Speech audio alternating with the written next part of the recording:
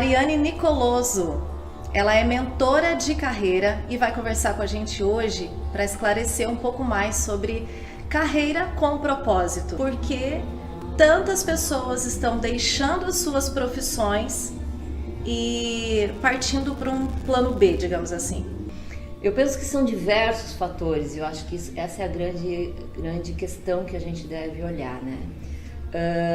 A gente viveu num momento onde as pessoas não tinham possibilidades que hoje a gente tem. As pessoas não tinham informação no passado, então elas se limitavam, né? Eu nasci para trabalhar, comprar minha casa, construir minha família e depois, pronto, acabou a vida e é por aí. E hoje já não é mais. Hoje as pessoas têm muita informação. Eu penso que isso é uma das questões que me chamam a atenção, né? Por que as pessoas estão infelizes? Em primeiro lugar, porque elas vêm de uma história cheia de marcas e quando chega na vida adulta, elas começam a não encontrar significado no que estão fazendo. Uhum. Segundo lugar, um mundo cheio de informações aonde você tem que ser bom, né? Você tem que ser muito bom, você tem que entender de tudo, você tem que fazer tudo, você tem que ter uma família perfeita, você tem que ter bons relacionamentos, você tem que ser o 10 dentro da empresa, né? Geralmente é isso, alto desempenho, porque senão você não vai sobreviver. Então as pessoas acabam estando, né, nesse mundo e acabam, para mim, levando a doença por essas situações todas, né? Esses dias atrás, conversava com uma pessoa e ele me disse assim, eu não consigo acordar de manhã e vir para a empresa. Quando eu penso nisso, eu já começo a ter sensação de tremor, enfim, inclusive que já entrou agora no processo de afastamento, né? Por causa disso. E era engraçado que ele já estava assim, ó, eu gosto até da empresa onde eu trabalho, mas eu não sinto mais vontade de fazer o que eu fazia. Ele não encontra mais sentido naquilo. Tá. E isso leva ele para uma doença, né? Então eu acho que assim, não dá para dizer um fator. São vários fatores que fazem as pessoas estarem infelizes no trabalho. Mas em contrapartida, a gente tem organizações onde as pessoas estão muito felizes. Qual é essa mágica, né? Por exemplo, eu vejo movimentos aí de organizações onde eles olham para o indivíduo, né, como fazendo parte, como um ser humano, entendendo tudo que está em torno dele e fazendo com que esse ambiente seja melhor e ele possa viver ali dentro. Né? Por exemplo, eu estou numa empresa que a empresa quer ter resultado financeiro e ser lucrativa. Isso é básico, toda empresa precisa disso para sustentar, mas o que está além disso? Né? E eu tenho sentido que muitas pessoas que eu vou encontrando nesse caminho, e até já passei por essa situação, a gente tem assim um pensamento de que a gente precisa largar tudo o que a gente está fazendo para encontrar esse propósito dentro do trabalho. Mas eu também tenho a percepção de que, de repente, é você encontrar o propósito dentro daquilo que você já está fazendo. O propósito não está nos lugares, o propósito está na gente. Enquanto eu não me conheço, enquanto eu não entendo o que eu sei, né, o que eu sei fazer de legal, o que me faz bem, como é que eu vou procurar lá fora? Por que quando eu tenho, né, um propósito de poder facilitar para que as pessoas possam se sentir melhores, por que eu acabo parando dentro de um ambiente desse? Aí eu vou dizer, não, eu vou sair do ambiente desse e daí essa que é a deixa, sabe? Não, eu vou encontrar uma forma de poder impactar aquele ambiente. Às vezes isso quando eu me dou conta disso, tudo fica diferente. Daí. Mas isso só acontece se eu sei o que eu quero. Entendeu? Então vamos lá, né? A gente está falando aqui de, em primeiro lugar, fazer uma reflexão e se voltar para esse estudo de autoconhecimento. Antes de tomar qualquer decisão, precisa existir essa certeza do que essa pessoa quer, para onde ela quer ir, qual é o propósito dela. É isso? Eu digo que é começar a tomar consciência. Certo. Sabe? Eu não acredito que um processo de autoconhecimento é da noite pro dia. Ele é um caminho, né? E também não acredito naquele propósito definitivo pro resto da vida. Sim. Também eu acho, na minha percepção, isso passa por transformações. Então, mas quando eu entro nesse universo, eu começo a tomar consciência das minhas questões para com aquele meio. Se eu tô mais consciente de mim mesmo, eu começo a observar, não é? O meu corpo começa a dar sinais. Eu começo a sentir dores, eu começo a entender, não estou respirando legal, então o meu corpo vai dando sinais, porque é sistêmico, né? Não sou separada. Então, às vezes eu começo a ter conflitos demais com a minha família, quando eu retorno do trabalho. Então, várias questões vão trazendo e somando que pode vir a virar uma doença. A grande questão por isso que eu falei, né, do processo de autopercepção e autoconhecimento, se eu entro neste universo, eu tomo consciência mais rápido daquela situação, mas eu consigo calibrar isso e não entrar no processo de doença.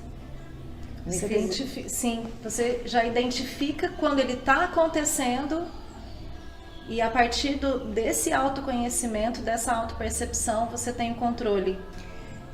Não é tão racional o controle, sabe? Mas deixa eu te falar assim, por exemplo, vamos supor que eu estou numa situação com alguém lá do trabalho e que a gente se desentendeu. Certo. E na minha estrutura de personalidade, na minha estrutura de comportamento, eu sou explosiva. Tá. Ok. E daí é muito difícil eu respirar antes de ser explosiva. Eu acabo sendo explosiva. Mas daí eu não entro naquilo, e por isso que eu tô falando do autoconhecimento, eu não vou mergulhar naquilo e ficar no processo, por exemplo, de raiva e angústia. Nossa, parece uma entrevista que eu fiz com a Tati Packer, que falava sobre inteligência emocional. Parece que tem alguma coisa a ver aí. Obrigada. E aí a gente entra numa questão que é o seguinte, de que forma eu vou fazer essa transição que seja mais saudável e sem traumas. Você como mentora de carreira, que atende pessoas que não sei o que eu quero, o que eu faço? Quero sair, mas quero sair de uma forma legal, fazer o que eu gosto. Como sair disso, né? Como tornar isso possível de forma saudável e sem traumas ou tão impulsivamente, né? Descobri que meu propósito não é aqui, é em outro lugar. Aí chega no outro lugar, descobri que não é aqui. E arrepende de ter saído de lá. Isso deve acontecer diariamente, né, Mari? Muito, muito, muito. A gente vê muitas coisas assim. Até eu estava falando, eu lembrei de uma situação de uma menina que trabalhou comigo. Foi muito engraçado. E ela dizia que ela queria, viver escalando... Tem até um nome para isso, mas escalando montanhas, tal. Que isso era o que ela gostava de fazer, né? Andar em trilhas, tal. Então, aí a gente e o trabalho administrativo não era satisfatório para ela. E ela se jogou na vida, né? Ela, enfim, foi viver outras coisas, mas ela não foi subir morro. Mas ela encontrou um trabalho aonde aquele tipo de sensação que ela tinha quando ela estava na trilha, nesse trabalho novo, isso apareceu. Por isso que eu sempre falo, não é fora, é dentro. Primeiro é dentro. O que eu faço? O que eu gosto de fazer? O que me põe em flow? O que é isso? E no ambiente que eu tô, eu não posso fazer isso? Por que as pessoas resistem? O que elas têm tanto medo? Do que? Existe? Quando a pessoa chega para você e fala, Mari, eu tô infeliz, mas eu tô infeliz trabalhando aqui, não me sinto conectada a esse projeto, a essa empresa, mas eu não saio por isso. Mas muitas pessoas não saem por causa da questão financeira. Não vê a grande maioria? A grande maioria não sai porque, né, eu preciso ganhar meu salário, eu preciso me sustentar. Ok, né? Mas é uma crença limitante. Então aí nós temos outro trabalho com essa pessoa, de fazer essa crença para que ela consiga se deslocar. Isso mesmo. Por exemplo, a gente foi criado, muitas pessoas foram criadas, eu tenho isso também, né, na minha história, que a gente precisava estar de carteira assinada para dizer que estava trabalhando, né? Tinha que estar lá, carteirinha assinada. Aquilo era um bem precioso, a carteira assinada. É uma crença limitante. Eu não consigo ganhar dinheiro se eu não tiver a carteira assinada. Nossos pais nos orientavam assim, né? Outra coisa, eu tenho que entrar numa empresa tenho que ficar anos, tenho que me aposentar naquela empresa. Isso é um profissional sério. Outra crença limitante. Então, como é que eu faço esse processo de transformação se eu não olhar para essas questões que me limitam? Né? Essas questões estão presentes, então daí que tem todo o processo, né? Processo terapêutico, às vezes é necessário entrar no processo terapêutico. Às vezes não adianta só um processo de mentoria ou que virou muita moda, né? O processo de coaching e tal. Sim. Às vezes é necessário eu revisitar questões lá da minha história. E isso quem vai me dar condições é um processo terapêutico, um processo daí mais profundo de autoconhecimento, para que eu tome consciência, porque são os meus medos, né? Os nossos medos são esses. Mas essa pessoa que fez a transição e já está atuando numa outra área, tem esse momento de confusão, uma nova adaptação. O que você diria para essa pessoa? Porque até então ela ainda não tem certeza se realmente é aquilo, se ela fez a escolha certa de sair daquele emprego que trabalhou tantos anos e acabou indo para uma nova atividade. E aí? E daí, nesse sentido que eu penso que a gente tem que olhar e se conectar com a gente mesmo. Por exemplo, se a gente usar até, né, a ferramenta Ikigai, né? Que é, poxa, o que eu faço bem feito? O que eu amo fazer? Só que eu preciso fazer bem feito, preciso amar fazer, mas eu preciso que o mundo precise disso.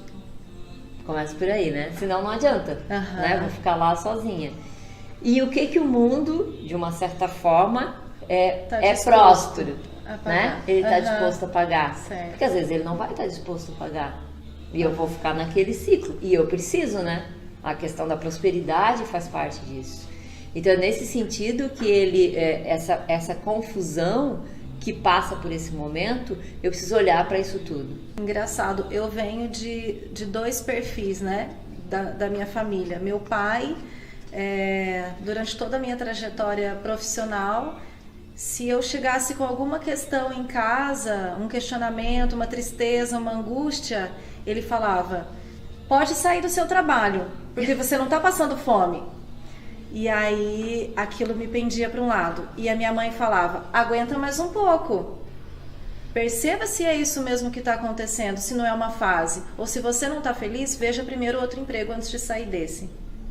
Mas eu sempre fui pro lado do meu pai, porque aquilo era confortável para mim. Sim, é bem assim. Acho que o resumo dessa conversa mesmo traz muito para essa questão, em primeiro lugar, a tomada de consciência, né? Esse autoconhecimento, para onde eu realmente quero ir, onde eu quero estar. O que eu quero estar fazendo. O que eu quero estar fazendo. fazendo. E o que me faz bem. Porque nessa vida, eu fico pensando, o que eu vou escrever no final? Que história eu vou contar? Né? Quais são as marcas que eu vou deixar nessa vida? Nos espaços aonde eu estiver? Como que eu quero ser lembrada? Obrigada, Mari. Eu que agradeço. Foi ótimo. Esclareceu muita coisa. E espero, assim, que tenha ajudado muitas pessoas também que estão nesse processo. Seguimos essa jornada, porque ela nunca acaba. Nunca acaba. E isso que é a delícia, sabe? A delícia de caminhar de forma mais consciente e mais feliz.